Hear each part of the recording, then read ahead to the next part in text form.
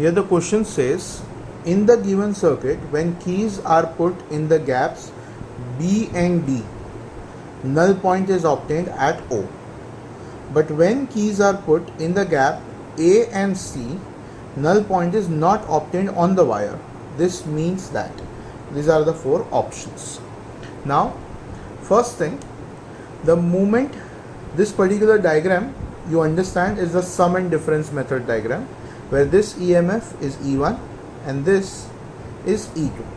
Now definitely, if you remember, for this particular instrument, if we want the instrument to work properly, there are two cases which needs to be taken care of, that E should be greater than E1 plus E2, that is the main cell EMF should be greater than the sum of the individual cells EMF, and secondly, E1 should be greater than E2.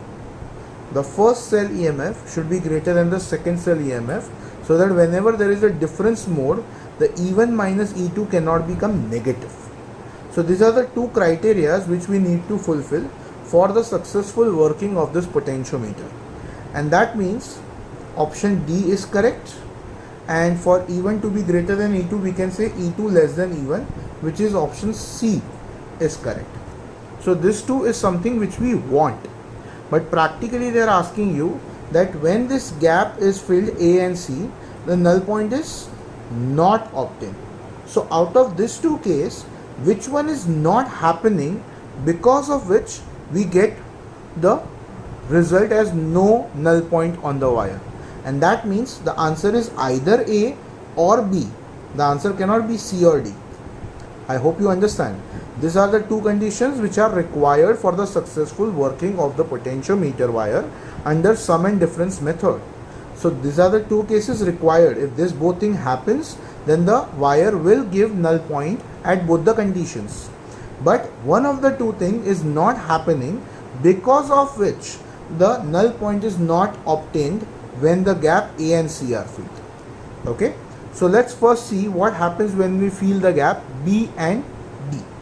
So when B and D are filled, so I'll connect the two wires or two ends of the four-way key and see what we get.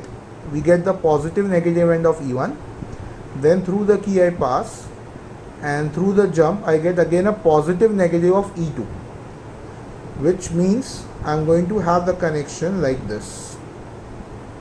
This is E1 and this is E2. So this is the sum mode E1 plus E2.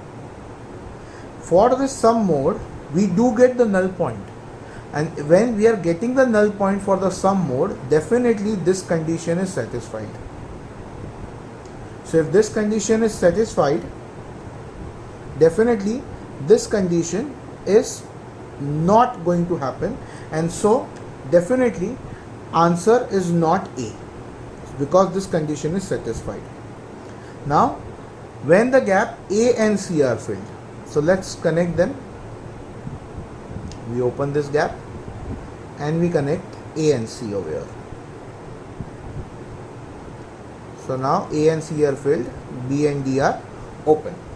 So now if I connect, we get positive and negative end of the battery E1, then we come across negative positive end of E2, and then through the galvanometer it passes through jockey. So we get positive negative of E1, then a negative positive of E2, which is actually the difference mode. And in this case, we do not find the null point on the wire. That means E1 greater than E2, this condition is not satisfied. Because this is not satisfied, the E1 minus E2 becomes negative, which cannot provide a null point on the wire AB. And therefore, this option B is the answer, and definitely option D is correct. But this will not be our answer, because they have asked that when the keys are put in the gap A and C, which means the difference mode is connected, the null point is not obtained. So why this is not obtained? The reason behind it is this. So I hope you get this, and this will be your final answer.